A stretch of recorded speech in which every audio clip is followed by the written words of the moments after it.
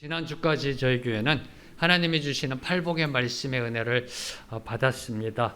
팔복, 복되도다라고 선포되어지는 그 은혜의 말씀, 복되도다. 우선 먼저 심령이 가난함으로, 심령이 가난하다는 것은 겸손한 겸비한 마음을 뛰어넘어 하나님 앞에서 영적 거지의 삶으로 하나님이 안에 계시면 살아갈 수 없다라는 그 절박함, 그것이 심령이 가난함. 하나님이 안에 계시면 먹을 수도 없고 입을 수도 없고 호흡할 수도 없고 살아갈 수 없다라는 그 마음으로 나아가고, 우리가 우리의 죄악을 보고 애통함으로 나의 모습을 보고 예수 그리스도의 온유한 마음을 본받아 살아가는 자에게, 그런 자에게는 의가 무엇인지 고민하게 되고, 예수 그리스도가 십자가에서 이루신 그 하나님의 정의, 저스티스와 하나님의 은혜, 그레이스를 향해서 갈급한 심령으로, 영적 주림으로, 영적 목마름으로 나아가 그 의를 이루고자 할 때 하나님이 채워주신다. 하나님으로 배불림 받게 해주신다. 여호와는 나의 목자시니 내게 부족함이 없으리로다. 그 말씀이 무엇인지를 깨닫게 된다. 하나님으로 채워진 자, 하나님으로 채워진 그 인생에 나타나는 특징, 긍휼해진다라는 겁니다. 인간은 죽었다 깨어나도 긍휼할 수가 없습니다. 인간은 죽었다 깨어나도요, 제가 저를 봐서 압니다. 절대 긍휼하지 못합니다.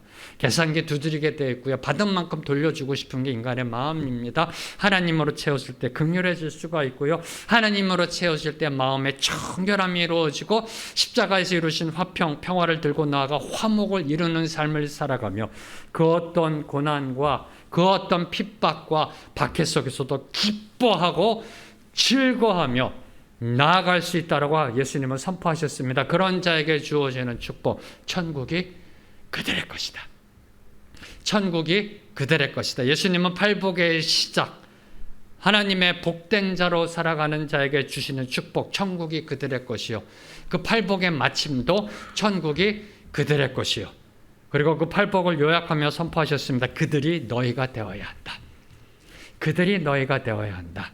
그래서 오늘 저는 그 주신 본문의 말씀을 이렇게 정한 겁니다. 천국이 너희 것이다. 천국이 저와 여러분의 것이다라고 예수님은 선포해 주신 겁니다. 예수님이 공생애를 시작하시면서 제일 먼저 하신 말씀도, 제일 먼저 선포하신 말씀도, 때가 찼고 하나님의 나라가 가까이 왔으니 회개하고 복음을 믿어라. 천국이 너희 안에 이루어졌다. 그리고 예수님께서 십자가에서 죽으시고 부활하신 후 승천하시기 전에 제자들에게 말씀하시고 가르치신 것도 하나님 나라 천국이었다라는 겁니다. 사도행전 1장 3절 말씀. 사도행전 1장 3절 말씀 함께 읽겠습니다. 시작. 그가 고난 받으신 후에 또한 그들에게 확실히 많은 증거로 친히 살아계심을 나타내사 40일 동안 그들에게 보이시며 하나님 나라의 일을 말씀하시니라. 예수님은 이 땅에 오신 목적, 하나님의 나라를 선포하시기 위해서 처음으로 입을 열어 선포하신 말씀, 하늘나라가 가까이 왔다. 천국이 너희 안에 임했다로 선포하시고, 주님이 3년 동안 공생하시며 선포하신 설교의 말씀, 하나님 나라에 관한 말씀을 선포하셨고요. 십자가에서 죽으신 것, 하나님의 나라를 이루시기 위해서 십자가에서 부활하시고 승천하시기 전에 하나님 나라의 일을 말씀하셨다라고 성경은 기록합니다. 엄밀히 말하면 성경은 창세기부터 요한계시록까지 한 단어로 요약하라 그러면 하나님의 나라입니다. 하나님의 나라가 이 땅에 어떻게 세워지고 선포되고 완성되어지는가, 이것이 바로 성경이라는 겁니다. 한마디로 예수님에게 하나님의 나라가 전부였다는 겁니다. 예수님의 삶, 생애, 사역의 포커스, 초점은 하나님 나라에 있었다는 겁니다. 그럼 저와 여러분은요? 예수 그리스도를 믿는 저와 여러분은요, 여러분의 인생의 초점은 어디에 있는지요? 여러분의 삶의 초점은 어디에 있는지요? 하나님의 나라가 되어야 되는 거 아닐런지요? 우리의 주 되신 예수 그리스도의 삶과 생애와 사역의 초점은 하나님의 나라이었다라는 겁니다. 그럼 우리 인생의 초점도 하나님의 나라가 되어야 되는 거 아닐런지요? 하나님의 나라가 여러분 안에서 이루어지고 있는지요? 이 부분입니다. 저와 여러분이 놓치고 있는 부분, 여러분의 인생 속의 초점이 하나님의 나라인가? 하나님의 나라인가? 이 부분을 묵상하면서 오늘 말씀을 시작하도록 하겠습니다. 자, 그렇다면 그렇다면 예수님이 선포하신 하나님의 나라 천국은 과연 무엇인가라는 질문을 던질 수밖에 없습니다. 여러분, 하나님의 나라가 무엇인지 아시는지요? 맹목적으로, 추상적으로, 관념적으로 저 하늘에 있는 나라라고 말씀하지 마시고요. 예수님이 선포하신 천국이 너희 것이다 라고 말한 그 천국, 여러분에게 주어진 천국, 지금 여러분이 거하는 천국, 여러분이 살고 있는, 누리고 있는 그 하나님의 나라는 과연 무엇인지 알고 계시는지요? 이걸 알아야 하나님의 나라를 이 땅에 선포할 수 있고 우리 인생의 초점이 하나님의 나라로 나아갈 수 있는 것 아닐런지요? 성경에 보면 특별히 공관복음, 마태, 마가, 누가복음을 보면 하나님의 나라라는 단어가 최소 104번 사용됩니다. 무슨 뜻일까요? 그만큼 많이 강조되고 있다는 겁니다. 다양한 용례를 들어서 하나님의 나라를 설명하고 있고요. 예수님께서도 하나님의 나라를 설명하심 속에 여러 비유와 계시로 설명하셨습니다. 여러분이 잘 알고 있는 비유, 밭에 감추인 보화 비유 아시나요? 값비싼 진주 비유, 겨자씨 비유, 열처녀 비유 등등등 여러 비유와 계시로 예수님께서도 하나님의 나라가 어떤 것인지, 천국이 어떤 것인지를 설명해 주셨습니다. 따라서 하나님의 나라는 어떤 특정한 단어로 설명할 수 없다는 겁니다. 어떤 한 개념으로 정의하기가 쉽지 않은 것이 하나님의 나라라는 겁니다. 이 하나님의 나라가 과연 어떤 나라인지 정말 오랫동안 연구하시고 수많은 책을 저술하신 지 레드라는 신학자가 계십니다. 하나님 나라 전문가이십니다. 이분이 모든 연구를 마치고 하나님의 나라에 대해서 이렇게 요약해 놓으셨습니다. 하나님의 나라는 현재적 실체이면서 미래적 축복이고 거듭난 성도들만이 경험할 수 있는 영적 축복이면서 또한 이 세상 나라의 통치와도 관련이 있다. 뭔 소리요? 네, 이해가 되세요? 네. 인간의 언어와 이해와 논리로 이성으로는 이해할 수가 없다는 겁니다. 자, 다시 하나님의 나라에 대한 전문가 지레드 교수님이 연구를 마치시고 마지막에 하나님의 나라에 대해서 요약한 것 다시 한번 읽어드립니다.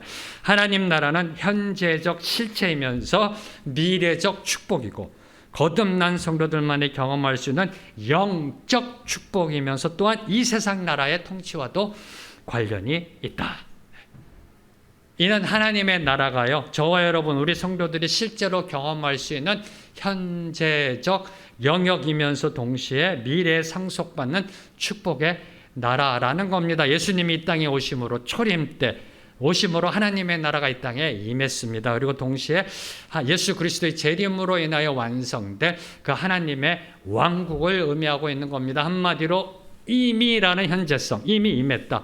이미 already, 이미 임했다는 현재성과 아직 not yet 이라는 미래성이 함께 들어가 있는 것이 하나님의 나라라는 겁니다. 다시 말해 예수님을 통해서 미래가 현재로 들어온 나라, 예수님을 통해서 미래가 현재로 들어온 나라가 하나님의 나라다. 아직도 좀 힘드시죠? 쉽게 설명하겠습니다. 처음부터 쉽게 설명하면 좋았을 텐데, 그죠? 저와 여러분이 죽어서 가는 나라가 아니라는 겁니다. 저희가 죽으면 어디 가죠? 어디 간다고 말씀하시죠? 네, 감사합니다. 네, 천당이라고 그러지 마세요. 네, 천당이란 용어 자체가 약간 샤머니즘이 들어간 단어이기 때문에 천국입니다. 천국. 네, 저희들이 이렇게 얘기합니다. 네, 죽어서 천국 가야지. 죽어서 천국 가야지. 빨리 죽어야지. 아니요. 네, 하나님의 나라는 죽어서 가는 곳이 아니라 지금부터 누리는 곳이 하나님의 나라라는 겁니다. 믿으십시오. 하나님 나라 전문가신 신학자께서 말씀하신 거고 예수 그리스도께서도 오시자마자 말씀하신 거 천국이 임했다. 너희 안에 임했다. 라고 선포하셨습니다. 자, 그러면 그 천국을 지금 여러분은 누리고 계시는지요? 그 하나님 나라 안에 거하고 계시는지요? 지금 우리 안에 임한 하나님의 나라, 현재 도래한 하나님의 나라는 과연 어떤 나라일까요? 여러분 아세요? 이걸 알아야 여기에 우리의 인생을 걸죠. 하나님의 나라는 예수 그리스도 인생의 전부였었습니다. 하나님의 나라는 예수님에게 정말 포커스 중에 포커스였다라는 겁니다. 초점이었다라는 겁니다. 저와 여러분의 인생 속에서도 하나님의 나라가 중심이 되어야 되지 않을까요? 전부가 되어야 되지 않을까요? 알아야죠. 하나님의 나라가 과연 무엇인지.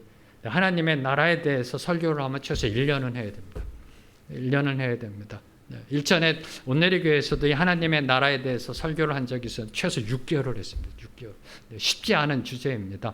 근데 오늘은 하나님의 나라에 대해서 가장 본질적인 의의 세 가지만, 저와 여러분이 놓치지 말아야 될 하나님의 나라가 무엇이고 우리의 삶 속에서 어떻게 그 하나님의 나라가 이루어지는지에 대해서 본질적인 의미 세 가지를 오늘 주신 본문 말씀, 세 개의 본문 말씀 갖고 은혜 받고자 합니다. 먼저 로마서 14장 17절 말씀, 오늘 첫 번째 본문 말씀 함께 읽겠습니다. 시작. 하나님의 나라는 먹는 것과 마시는 것이 아니요 오직 성령 안에 있는 의와 평강과 희락이라. 하나님의 나라라는 것, 천국이라는 것 동의어로 쓰여집니다. 하나님의 나라, 천국. 하나님의 나라, 천국으로 번역된 그 원어, 헬라어 바실레이아라는 그 헬라어 원어는 왕권 또는 왕정이라는 의미가 있습니다. 다시 말해 왕의 다스림, 왕이 통치한다라는 개념이 들어가 있는 것이 하나님의 나라, 천국이란 의미의 그 어원적 의미입니다. 하나님의 나라, 천국. 그래서 그 하나님의 나라가 어떤 의미이냐 하면 하나님이 왕으로서 다스리시는 나라. 이게 하나님의 나라라는 겁니다. 하나님이 왕으로서 통치하시는 나라가 하나님의 나라이다. 그런데 그 나라는 세상 나라가 아니라는 겁니다. 그 나라는 한국, 미국, 영국, 중국처럼 그런 세상적인 나라가 아니라는 겁니다. 그 하나님의 나라는 먹고 마시는 세상적 영역이 아니라 영적 영역이다. 영적 영역이다. 의, 평화, 기쁨이 선포되는 곳이다. 의, 평화가 무엇인가는 여러분이 팔복 설교를 참조해 주시고요. 의에 줄이고 목마를 때 의에 대해서 선포했고요.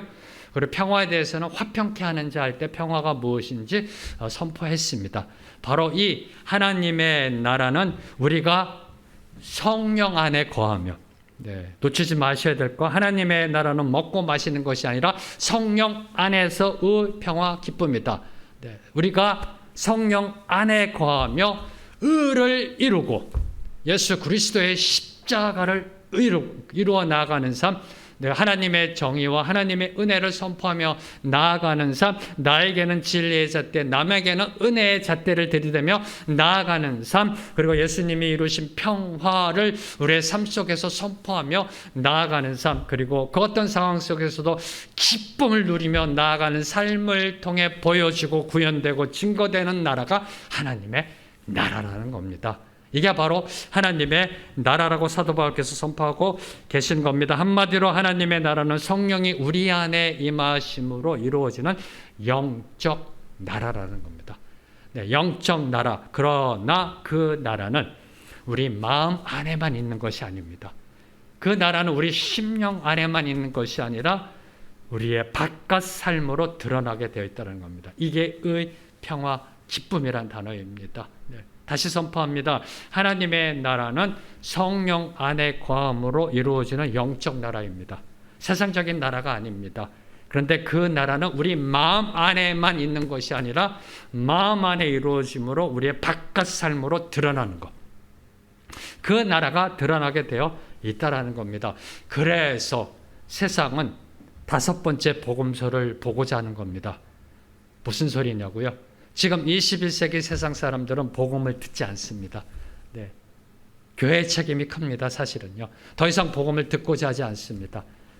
1세기 전만 하더라도 세상이 복음을 들었습니다. 듣고 교회로 나아가고 예수님 앞으로 나아갔습니다. 지금은 복음을 들으려 하지 않습니다. 복음을 보고자 합니다.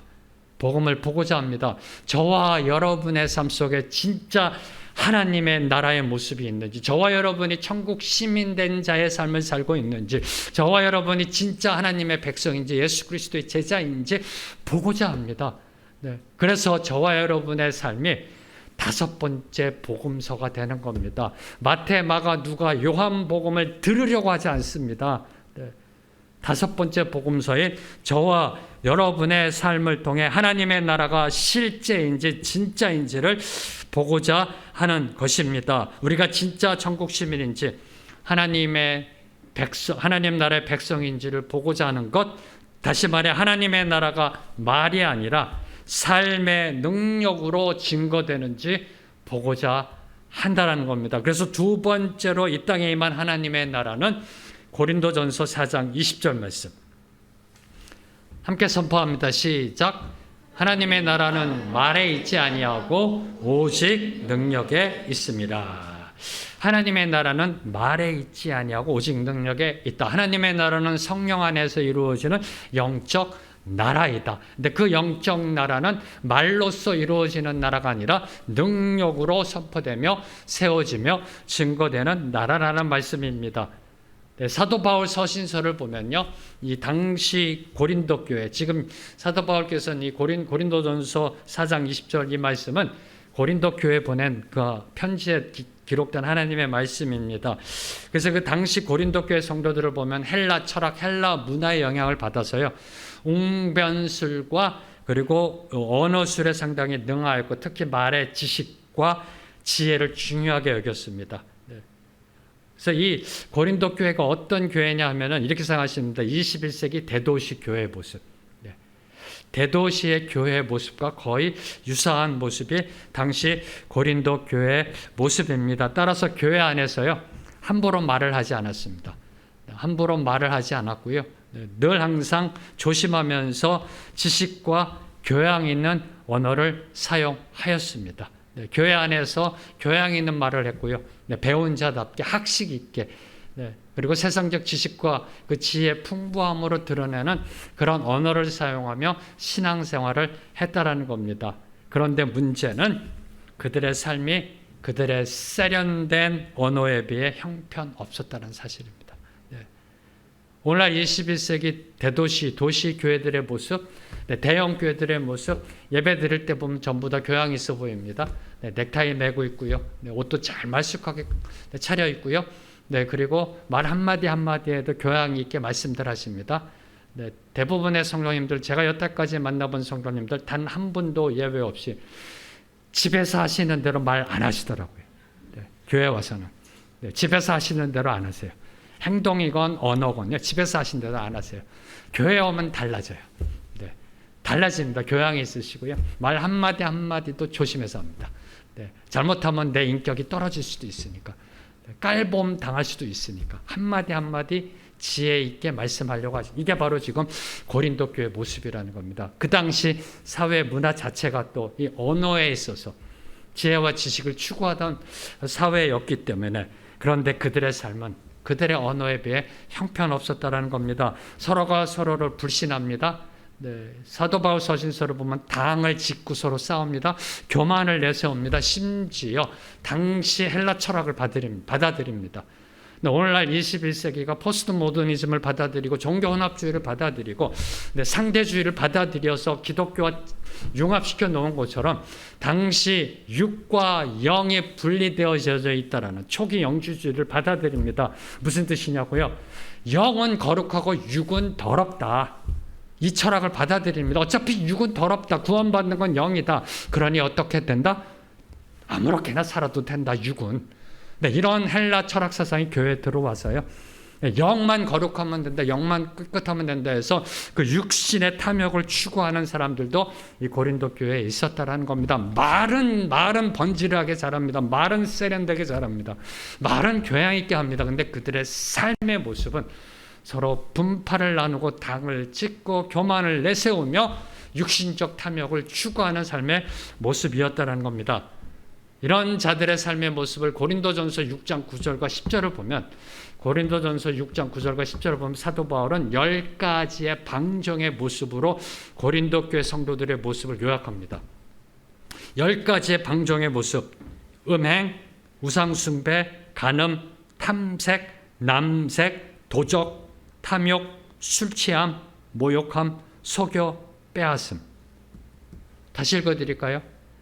음행, 우상숭배, 간음, 탐색, 남색은 동성애입니다. 그 남자끼리 하는 동성애. 도적, 탐욕, 술취함, 모욕함, 속여, 빼앗음. 누가요? 누가? 교회 다니는 사람들이. 교회 다니는 사람들의 모습이 이런 사람들이라는 겁니다. 뭘 의미할까요?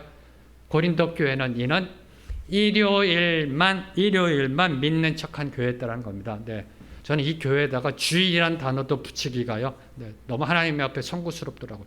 네, 썬데이, 일요일만 믿는 척 모인 교회였다는 겁니다. 예배당 안에서만 교양 있는 척, 예배당 안에서만 신실한 척 종교 생활을 해왔음을 보여주고 있는 겁니다. 이는 한마디로 고린도 교회는 말로만 신앙생활하는 교회, 네, 말만 앞선 교회, 말만 번지르한 교회, 바로 그런 교회였음을 보여주고 있는 겁니다. 이런 교회를 향해 주님은 예나 지금이나 다음과 같이 경고하십니다. 마태복음 7장 21절 말씀 함께 선포합니다. 시작.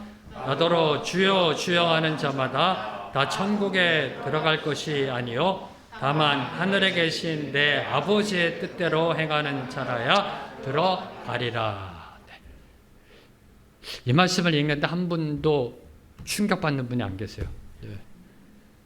저희들 어떻게 구원받는다고 배웠나요? 어떻게 하면 천국 들어간다고 배웠나요? 예수 믿으면. 진리입니다. 진리입니다. 틀린 말이 아닙니다. 예수 믿으면 구원받는다. 예수 믿으면 천국 간다라고 배웠습니다. 근데 오늘 예수님께서 그렇게 말씀하지 않으세요. 네. 예수 믿으면 나를 영접하면 천국 간다라고 말씀 안 하세요. 주여 주여 하는 자마다 천국 들어가는 것이 아니다 라고 말씀하세요. 이 부분에 저와 여러분이 충격으로 받아들이셔야 돼요. 주여 주여가 뭘 의미할까요? 예수님을 목수의 아들 예수를 주로 인정한다는 겁니다. 하나님의 아들 주 예수 그리스도로 인정한다는 겁니다. 네. 영접한다는 겁니다. 주여, 그것도 한 번이 아니에요. 주여 주여 무슨 뜻이에요?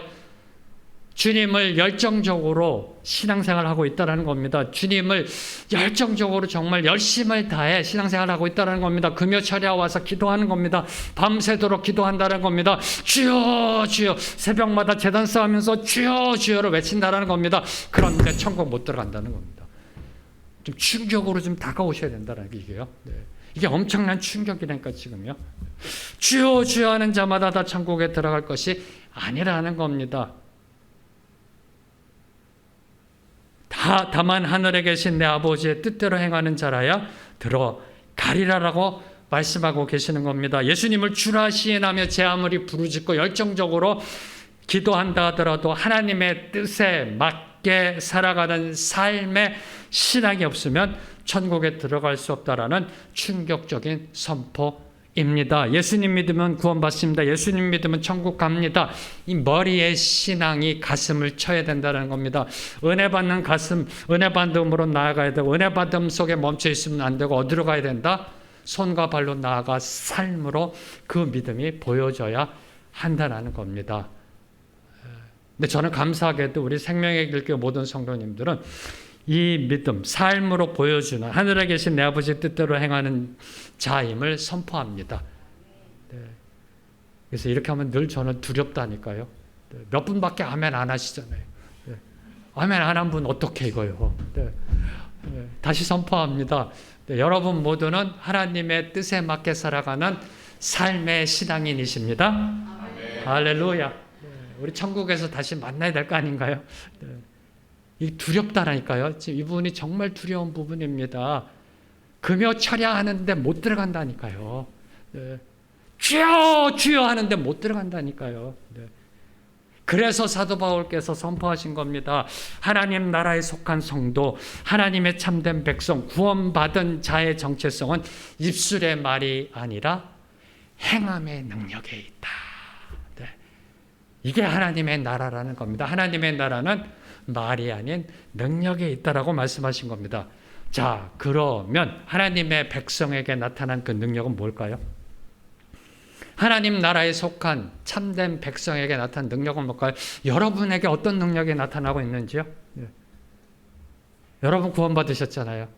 천국 백성이시잖아요. 하늘나라 가실 거잖아요. 그 지금 여러분의 삶 속에 나타난 능력은 무엇일까요? 하나님의 나라는 말이 아닌 능력에 있다. 여러분이 나는 이런 능력입니다. 어떤 능력이시는지요? 네.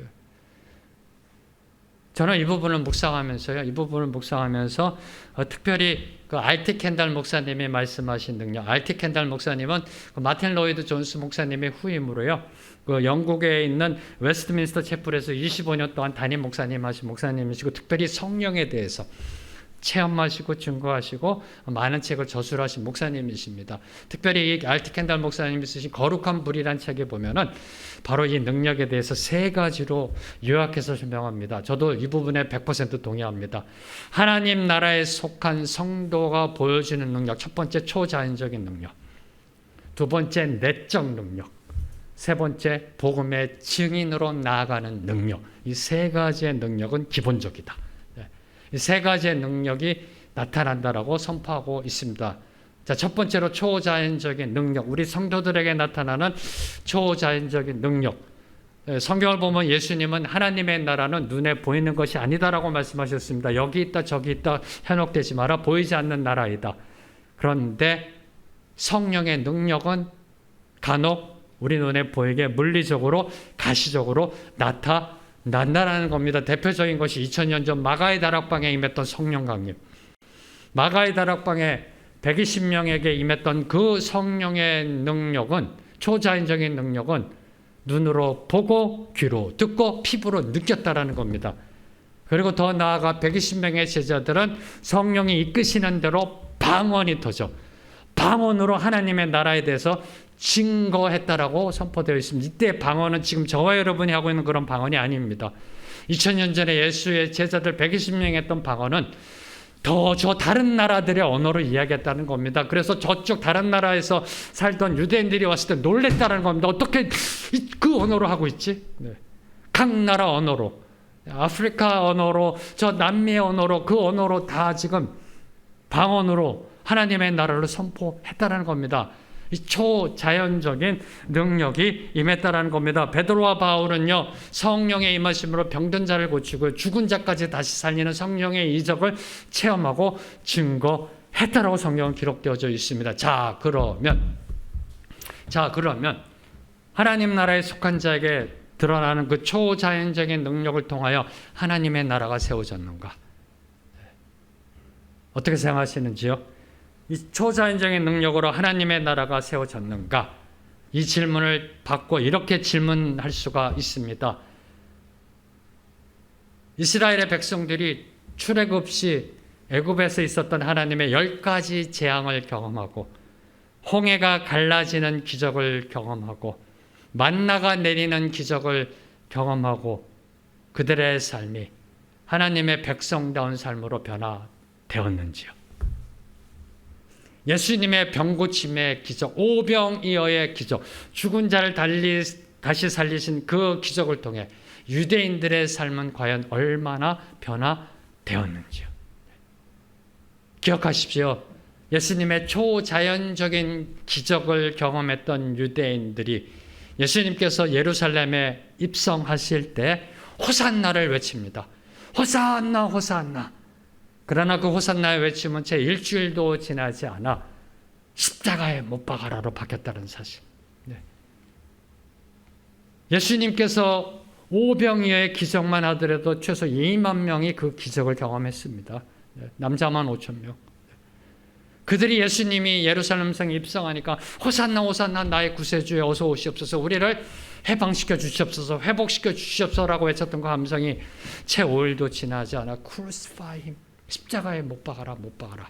네. 그래서 또 다른 능력이 우리에게 필요한 겁니다.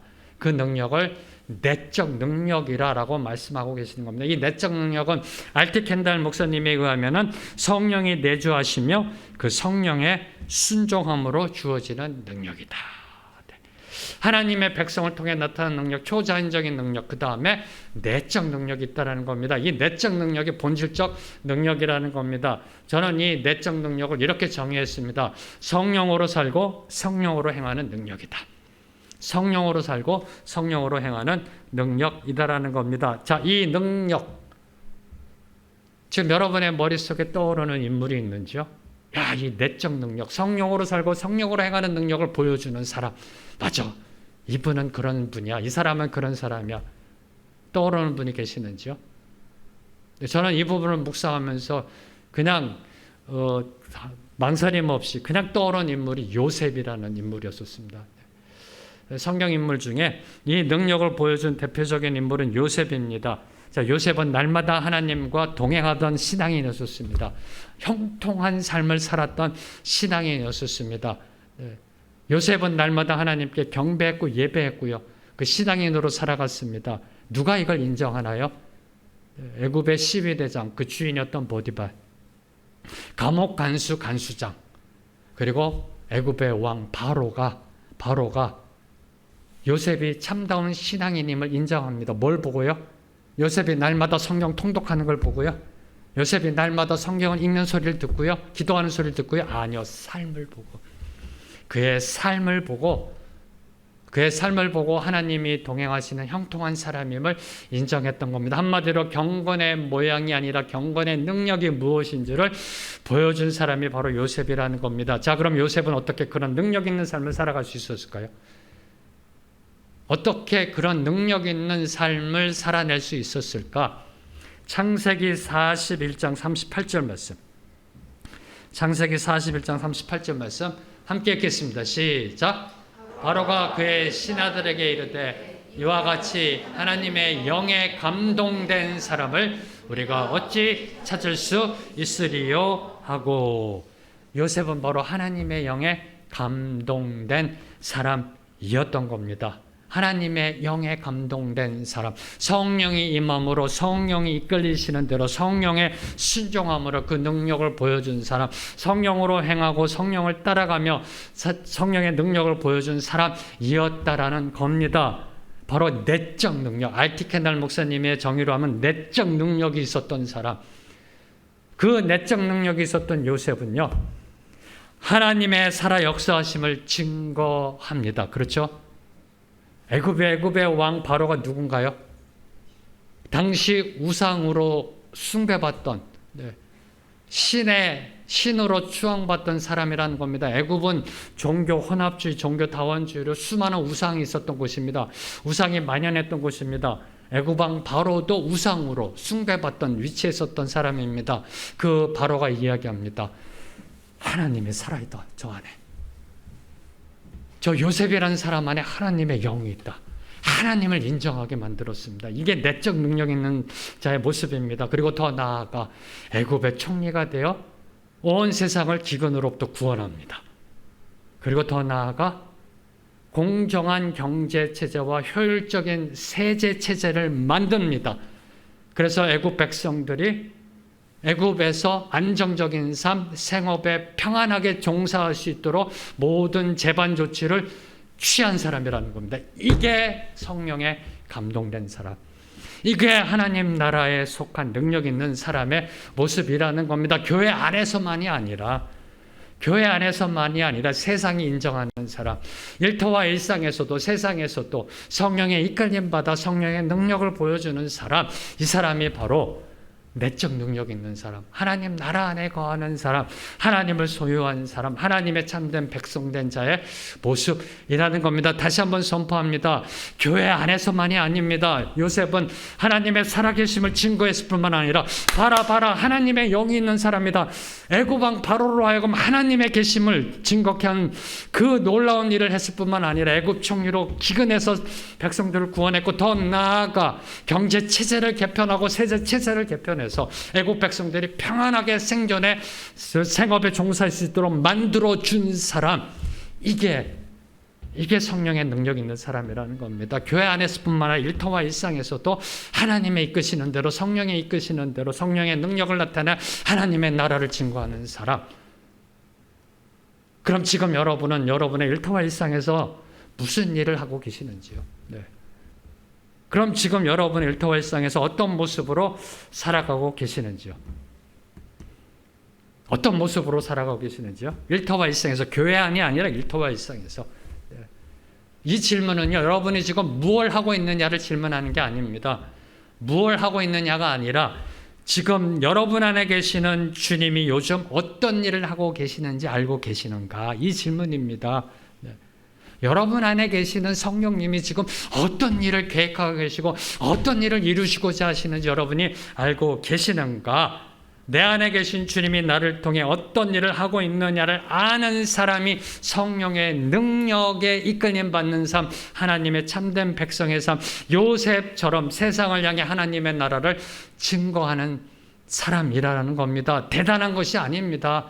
요셉은 그래도 국무총리였잖아요. 그게 중요한 게 아니라 내 안에 계신 성령님이 지금 뭘 하기를 원하시는지, 그 성령의 뜻에 이끌림 받는 게 바로 내적 능력이라는 겁니다. 이게 바로 하나님 나라의 능력을 선포하는 삶, 하나님의 나라는 말이 아닌 능력에 있음을 보여주는 삶의 모습이라는 겁니다. 하나님의 영에 감동된 사람, 성령의 권능을 받은 사람은 그 다음으로 복음의 증인으로 나아갈 수밖에 없습니다. 그래서 알테 켄달 목사님은 복음의 증인이 되는 능력까지 말씀하신 겁니다. 하나님의 영이 임해서요, 그 성령의 능력으로 살아가면은 복음의 증인이 될 수밖에 없습니다. 요셉처럼 복음의 증인으로 나아갈 수밖에 없는 복음의 증인이 되는 능력이 있다는 겁니다. 초자연적인 능력이 임할 수 있습니다. 그리고 내적 능력이 있어야 되고요. 그로 인해서 복음의 증인으로 나아가는 능력이 생긴다는 겁니다. 마가의 다락방에 성령이 임하기 전에 7주 전에, 마가의 다락방에 성령 강림 사건이 일어나기 7주 전에 베드로는 어떤 모습이었는지요? 아시는지요? 7주 그러니까 헷갈리세요? 성령 강림하기 7주 전에 베드로는 한 여종에게 예수를 모른다라고 부인했습니다.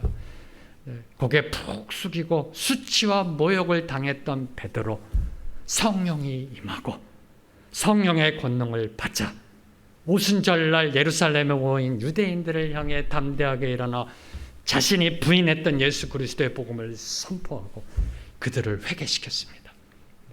이게 능력입니다.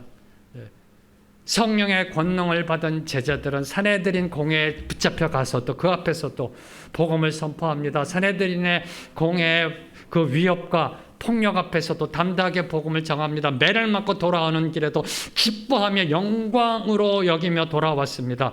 그리고 죽음 앞에 순교의 자리에 찬양하며 나아가게 됐던 것입니다.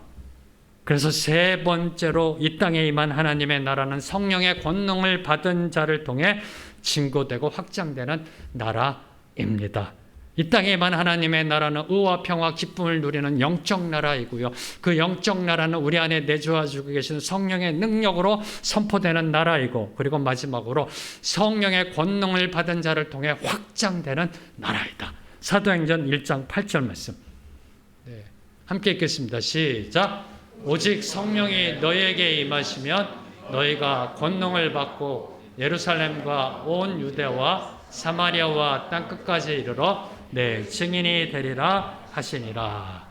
바로 이 말씀이요, 바로 요 사도행전 1장 8절 말씀이 예수님이 부활하시고 승천하시기 전 40일 동안 제자들에게 말씀하신 하나님 나라 일의 핵심입니다. 사도행전 1장 3절, 40일 동안 제자들에게 하나님 나라의 일을 말씀하셨다. 그 하나님 나라의 일이 무엇인가? 8절 말씀. 너희에게 성령이 임하면 권능을 받아 예루살렘으로부터 땅끝까지 이르러 복음을 전파하라. 이것이 바로 하나님 나라 일의 핵심이었던 겁니다. 다시 말해 하나님 나라는 땅끝까지 확장되는 나라임을 예수님께서 말씀하신 겁니다. 이 하나님의 나라가 확장되는 그 출발점, 그 시작점 또한 성령이 너희에게 임하시면입니다. 성령이 너에게 임하시면 무슨 소린가요? 성령이 저와 여러분에게 임하게 되면 성령 안에 거하게 되어서 의와 평화와 기쁨을 누리는 영적 나라, 그 나라를 경험하게 되고 성령의 능력, 내적 능력으로 그 하나님의 나라를 증거하게 되는 그 나라, 그 하나님의 나라가 이제 우리 안에 임하게 되면 그 나라를 예루살렘으로부터 유대와 사마리아와 땅끝까지 확장시켜라 라고 말씀하신 겁니다. 이는 하나님의 나라가 이 땅의 민족과 나라의 장벽을 허무는 나라임을 암시한 겁니다. 세상의 장벽을 허물어서 땅끝까지 나아가는 나라임을 말씀하신 겁니다. 예루살렘이 어떤 곳인가요? 예루살렘이 어떤 곳인가요? 자, 오늘 이 1장 8절 말씀 여러분이 잘 보셔야 됩니다. 이게 하나님 나라의 속성이기 때문에 너에게 성령이 임하면 성령 안에서 의와 평화와 기쁨을 누리는 영적 나라를 경험하고 성령이 있어서 내적 능력으로 그 하나님의 나라를 증거하고 그 하나님의 나라가 임하게 되면 그 하나님의 나라 어디서부터? 예루살렘으로부터 유대, 사마리아, 땅끝까지. 자, 예루살렘은 어떤 곳인가요? 예루살렘은 유대교의 성지입니다. 유대교의 본거지, 유대교의 본산지, 유대교의 본산지인 그곳에 복음을 전하는 것은 종교적 장벽을 허무는 겁니다. 종교적 장벽을 허무는 것이고요. 그리고 유대 땅, 예수님을 배척한 그 유대 땅의 복음이 전해진다는 것은 감정적 장벽을 허무는 것이고요. 그리고 이방인과 피가 섞인 사마리아 땅에 복음이 전해지는 것은 혈통적, 민족적 장벽을 허무는 것이고요. 그리고 땅 끝까지 복음을 전하는 것은 지리적 장벽을 허무는 것. 다시 말해 하나님의 나라는 땅 끝까지 종교적, 감정적, 혈통적, 지리적 장벽을 허무는 화해와 용서와 회복의 나라라는 겁니다. 그러면 그 땅끝은 어디인가요? 그럼 그 땅끝, 하나님의 나라가 확장되어져야 될 그 땅끝은 과연 어디인가? 네, 여러분이 그냥 일반적으로 알고 있다시피, 그리고 문자적 의미로 이 땅끝은 지리적 의미의 땅끝입니다. 지리적 의미의 땅끝. 네, 복음이 들어가지 않은 것, 복음이 쉽게 들어가지 않는 나라와 민족들을 의미합니다. 한마디로 말하면 선교적 의미의 땅끝입니다. 자, 그러면 저와 여러분에게 땅끝은 어디인가요? 저와 여러분은 선교사가 아니잖아요. 네, 저와 여러분은 오늘 21세기 이 신사동에서 주일을 예배드리는 일반 성도입니다. 네, 저와 여러분에게 땅끝은 무엇일까? 우리에게 땅끝은 과연 어디인가요? 우리에게는 해당되지 않는 말씀인가요? 아니요. 너희에게 성령이 임하면, 우리에게 임하면 저희들은 땅끝까지 복음 들고 나아가야 됩니다. 하나님의 나라를 선포하며 나아가야 한다는 겁니다. 우리에게 땅끝은 과연 어디인가요? 저는 이 부분을 묵상하면서 우리에게 지리적 땅끝뿐만 아니라 최소한 기본적으로 두 가지의 더 땅끝이 있다. 네, 첫 번째, 관계적 땅끝이라는 겁니다. 관계적 땅끝. 우리의 관계에 땅끝이 있다는 겁니다. 우리 관계의 땅끝이 어디인가요? 보기 싫은 사람, 네, 거리 두고 싶은 사람, 네, 만나고 싶지 않은 사람, 말 섞기 싫은 사람, 미워하는 사람, 증오하는 사람, 얼굴도 마주치기 싫은 사람, 바로 그 사람들을 향해 화해와 용서와 사랑의 복음을 들고 다가가는 것이 하나님 나라의 일이라는 겁니다. 그리고 또 다른 땅끝은 저와 여러분의 신앙적 땅끝이라는 겁니다. 신앙적 땅끝. 내가 나의 죄악된 모습을 보고요, 나의 어두운 면을 보고요, 하나님의 복음으로 이루어가는 것, 나의 어두운 부분, 나의 뒷모습이 땅끝이라는 겁니다. 나의 앞모습이 아니라, 모든 사람에게 보여주는 그 앞모습이 아니라, 네. 여러분 보실 때 이 황 목사 어떤가요? 지금 괜찮나요? 네. 괜찮나요? 이 앞모습이 아니라 여러분이 보지 못하는 뒷모습, 네. 여러분이 보지 못하는 뒷모습, 나 혼자 있을 때 이 황제명의 모습, 어두운 모습, 뒷모습도 하나님 보시기에 아름다운 복음으로 만들어지는 것이 나의 신앙적 땅끝이라는 겁니다. 저와 여러분의 신앙적 땅끝은 나의 뒷모습입니다. 혼자 있을 때의 모습, 남들이 보지 않는 모습, 이것이 바로 이 신앙적 땅끝, 거기까지 하나님의 나라가 확정되어져야 한다는 겁니다.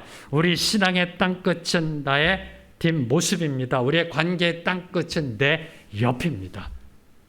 그래서 나의 앞모습뿐만 아니라 여러분들이 보는, 내가 사람들한테 보여준 내 앞모습뿐만 아니라 내 옆, 내 뒷모습까지 복음화를 이루는 것이 하나님의 나라이다.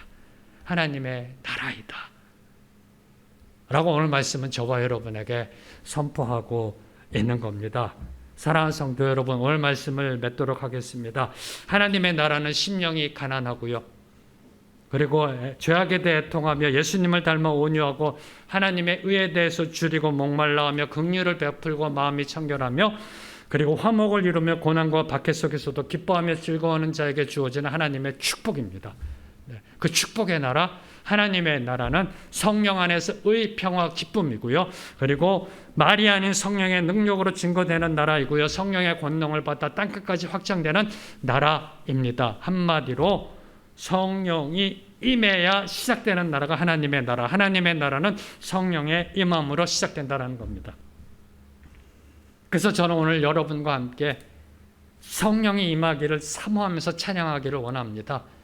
성령이 정말 간절한 마음으로요, 우리 안에 임하기를. 성령이 임해야 성령 안에서 하나님의 나라를 누릴 수 있고요. 그 하나님 나라에 목숨 걸 수 있고요. 예수님처럼 하나님 나라에 목숨 걸 수 있는 거고, 우리 인생의 초점이 되고 핵심이 되고 중심이 되고 전부가 될 수 있는 겁니다. 성령이 임하지 않으면, 성령 안에 거하지 않으면 예수님이 말씀하신 하나님의 나라가 무엇인지 모르고 신앙생활을 하게 된다는 겁니다. 그토록 비참한 인생이 없다는 겁니다. 왜요? 예수님이 목숨 걸었던 하나님의 나라를 우리도 알아야 되잖아요. 우리도 이루어야 되잖아요. 그러기 위해서는 우리 안에 먼저 성령이 임하셔야 된다는 겁니다. 지금 메마른 나의 심령 위에 성령이 임하길 간절히 소망하며 함께 찬양하며 나아갑니다.